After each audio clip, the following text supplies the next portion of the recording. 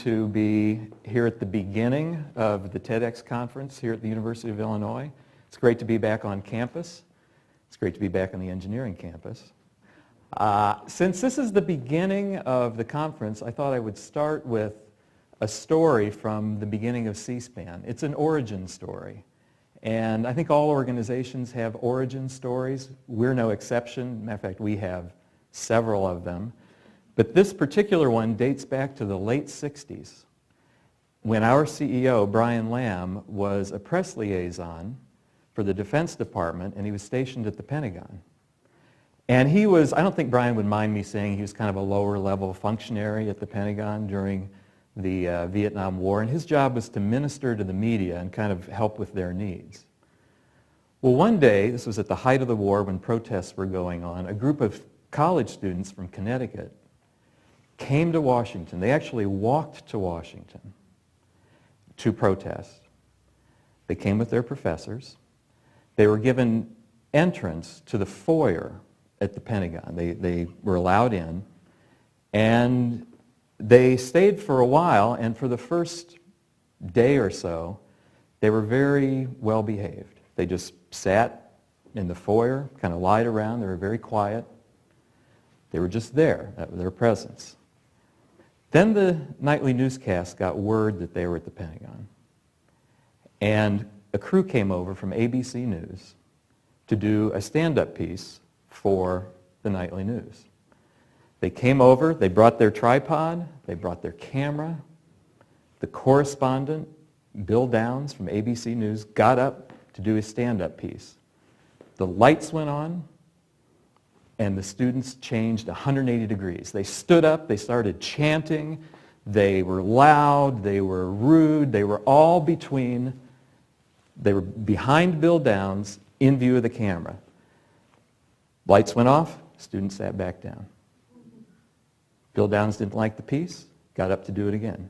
Bill Downs, ABC News. He got up, students got up. Rabble-rousers again, yelling, screaming, gesturing. Lights went off, students sat down.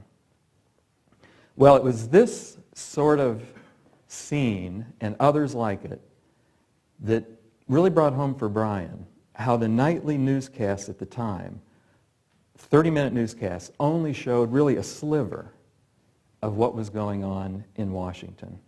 Not the whole reality, but just a small sliver of it. And it started Brian on a quest to think about ways to bring more of Washington to American people in their living rooms via television.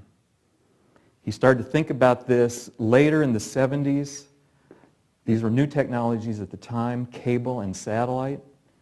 They launched, and Brian started to think about how to use those to realize his quest.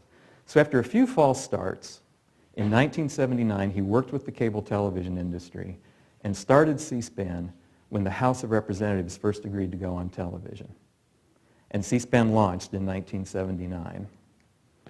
At that time, the network nightly news, the 3 network newscasts, had an average of 52.1 million viewers, about 32% of the adult population. Now, we know what happened in the ensuing years. Cable took off. New networks were started after C-SPAN, CNN, 1980, and then in the mid-90s, MSNBC and Fox. During these years, C-SPAN grew and prospered. We expanded our programming from beyond just the House of Representatives to the Senate in 1986, to public policy events and call-in programs, programming about books, nonfiction books, American history, all funded by a very unique business model that was not dependent on ratings or advertising. We are funded not by the government, but by the cable and satellite companies who carry us. They pay us a license fee, about 6 cents a month, to carry our networks. We now have 3 networks. And this particular license fee, 6 cents, that compares to these networks is about 1/10 of what they get. They get 60 cents a month, we get about 6 cents a month. But we were able to grow and prosper. Now, what happened to the network newscasts in the interim, in the ensuing 30 years? In 2010, according to Pew Research, their average nightly viewership was 21.6 million viewers, or 9% of the adult population. Now, we all know that there's something else going on here. It's not just the growth of cable and the growth of those news networks, and that's the internet. And at C-SPAN, in the early phase of the internet, 1997, 1998, we decided that taking that long-form public affairs programming, all of our programming is based on a you are there model. We cover events from their beginning to end in their entirety. So if you were at the Pentagon, you would have seen the students. So we knew that when the internet came along, moving that video from television to the internet was the key to our strategy. And we started in 1997. We streamed our networks. We put a few events on screen, online to look at sort of an on-demand basis. But with YouTube launching and becoming prominent 2005, 2006, internet video changed from sort of a novelty to a commodity. And we knew we needed a bigger internet video strategy. All right, now I have to tell another origin story. Back in 1987, when C-SPAN started, things were tight. People who were there longer than I have love to tell stories about the early days and how tight the money was. They talk about bringing extension cords from home when needed to do a production. I think they're really telling the truth. There's a lot of old extension cords hanging around C-SPAN. But we also knew that what we were recording had historical value to it. But we didn't have enough money to start an archive. So we looked for a partner. We literally went on a speaking tour and to universities and told of our need for an archive. And a professor at Purdue University, Dr. Robert Browning, raised his hand and said, I would like to take that project on. So in 1987, in West Lafayette, Dr. Browning and his team started to record everything that aired on C-SPAN.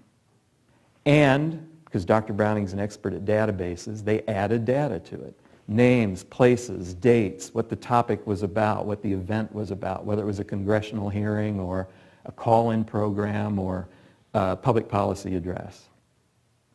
He literally taped these on SVHS tapes. These are the actual tapes at the C-SPAN Video Library. Well, it started at Purdue University. It's still in West Lafayette. It is now an operation of C-SPAN. And in 2002, we'd started digitally recording. In 2006, back to the rise of the internet, we realized that this partially digital archive could be the key to our internet video strategy. But we had to digitize all those tapes from 2002 back to 1987. So we got what we call jukeboxes. It kind of looks like this picture up on the left, and started loading in these VHS tapes. It's not really high technology, and transferring them from the analog world to the digital world. It took 4 years. In 2010, when the archive was digitized, it contained 143,000 programs, 161,000 hours of video, 96,000 people. And, for the engineers in the group, 821 terabytes of video, adding about 100 gigabytes a day. Now today, the operation is entirely digitized and highly automated. There's only about a dozen people in West Lafayette, and this all runs in a seamless, automated fashion so that events are digitized almost instantaneously. But we weren't done yet. The archive was digital, but we needed to find a way to make it accessible on the internet. So we worked with a design firm to create a website, a firm called Jess3 based in Washington, D.C. And they built what I would call, being a Midwesterner, a nifty front end for the archive. And this is the homepage of the C-SPAN Video Library today. The URL is cspanvideo.org, c-spanvideo.org. If you go to our homepage, we will have put a list of the recent programs that have aired on C-SPAN. Also, the most watched, the most shared, and we'll put special features together. This particular one is Campaign 2012. But most importantly, the full archive is searchable. So you can go in and explore on your own. When you find an event, you'll be taken to a page for that event, we call it the event page, that will have the complete video of that particular event. There are also social tools to recommend it, put it in your Facebook news feed, tweet it. Index transcripts are also included that are fully searchable. And you'll have the ability to embed or share the video via email, Twitter, Facebook. If you click on the embed link, you're presented with a group of video tools that will allow you to actually clip the video. Find the clip you want and then share that. But true to our mission, those clips will always reference back to the full event. Now, there are lots of different ways to explore the archive, to find new and different things or connect the dots. One thing that we do to kind of help in that effort is that every person who's appeared on C-SPAN has a page like this. This is the bio page. This is for Bob Gates, recently Secretary of Defense. It lists all of his appearances on C-SPAN dating back to the first. There's also a photo gallery. You can see how, well, Bob Gates hasn't changed very much over the years, but other people have changed over the years, and you can see their photos. You can see who they appeared with. You can see their most recent appearances. Are people finding the archive? Yes, these are our statistics from 2011 to date. We're now up to 157,000 programs, and this year alone, over 89,000 have been viewed, over half. And I will tell you that Chris Anderson would love it. It's the classic long-tail distribution. And it's always really interesting to see a relatively obscure event that might have 2 or 3 dozen views. And you always kind of wonder, what's going on there? Why are people looking at that? 5 million total views so far this year. That's our entire total for 2010. And very interestingly, 4,500 embed sites where people have either clipped or taken entire videos and embedded them in their blog. So as people discover the archive, what types of things are they finding? Well, I just have a few examples here this morning. One is you can always go in and see the first time that someone appeared on C-SPAN. It's kind of a Washington parlor game. This is the first time President Obama appeared on C-SPAN. It's 1998. He's at Brookings in D.C. He's a state senator talking about urban issues. Isn't it interesting how mannerisms kind of stay the same as we all get a little older?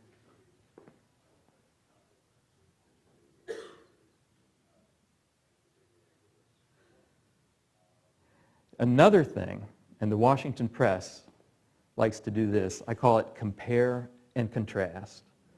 Use those transcripts to see what one person did in a situation compared to another person.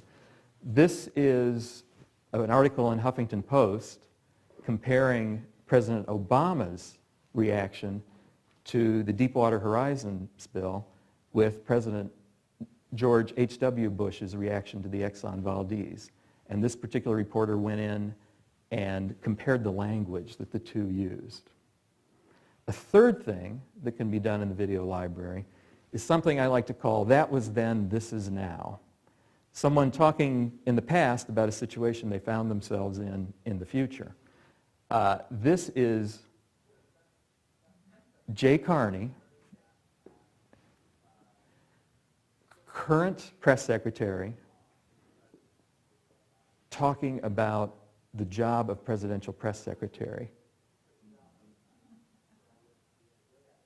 He says, it's a tough job. I'm not sure I would be any good at it. And then a few years later, of course, he finds himself in that job.